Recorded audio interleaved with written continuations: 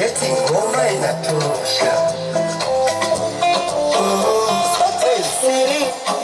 Siri tena yamefichuka, mimi na yule hatuko tena, sowili tena na swapenzi tena, mapenzi shule pema sio pema. Hey, yule